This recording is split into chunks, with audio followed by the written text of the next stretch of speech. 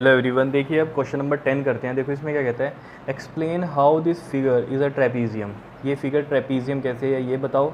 और कहता है which of its two sides are parallel, और दो साइड्स कौन सी पैरेलल हैं इसमें। तो देखो ट्रेपीजियम के बारे में हमें ये पता होना चाहिए कि इसमें दो साइड्स पैरेलल होती हैं, ठीक है। तो अगर यहाँ पर दो साइड्स पैरेलल हो जाती हैं तो ये एक ट्रेपीजियम है, और ये भी बतानी है कि कौन सी दो साइड्स पैरेलल हैं। क्लियर।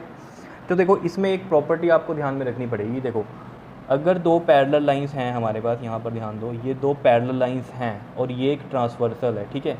और ये अंदर के दो एंगल एक ही साइड वाले, ठीक है, इनका सम कितना होना चाहिए, 180 डिग्री होना चाहिए। अगर ये 1 है एंगल, ये एंगल 2 है। अगर ये दो पैरेलल लाइंस हैं तो याद रखना एंगल 1 प्लस में एंगल 2 कितना होगा, 180 डिग्री होगा हमेशा।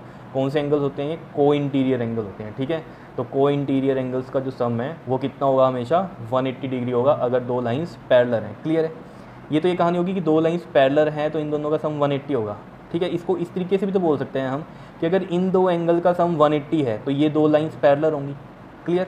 अब देखो यहाँ पर देखो दो एंगल्स दिए हुए हैं, तो हम देखो इस तरीके से सोचें इसमें कि ये एक लाइन है और एक ये लाइन है और ये एक ट्रांसवर्सल है।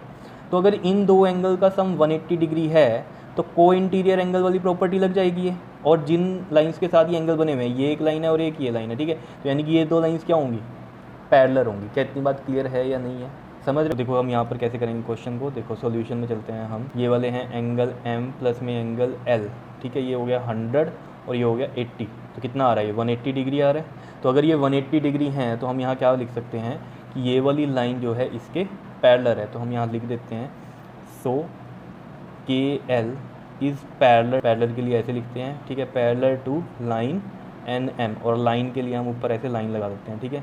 तो line KL is parallel to line NM, ऐसे ऊपर लाइन के लिए हम इस तरीके से लगाते हैं लाइन। क्लियर है। और यहाँ पर रीज़न भी लिख दोगे, बिकॉज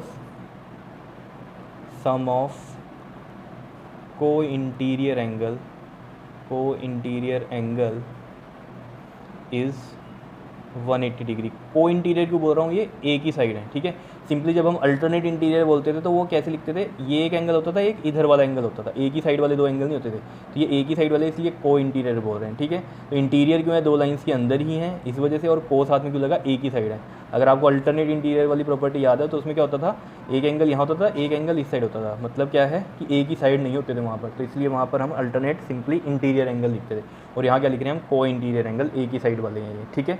तो यहाँ सम ऑफ को इंटीरियर एंगल 180 डिग्री है, इसलिए ये KL जो लाइन है ये पैरेलल होगी किसके, लाइन NM के। सो हम लिख सकते हैं सो KLMN इज़ अ ट्रेपीजियम। क्या इतनी बात क्लियर है या नहीं है, क्योंकि ट्रेपीजियम में हमें पता है दो साइड्स पैरेलल होती है। क्लियर है, आ गया समझ में, ठीक है।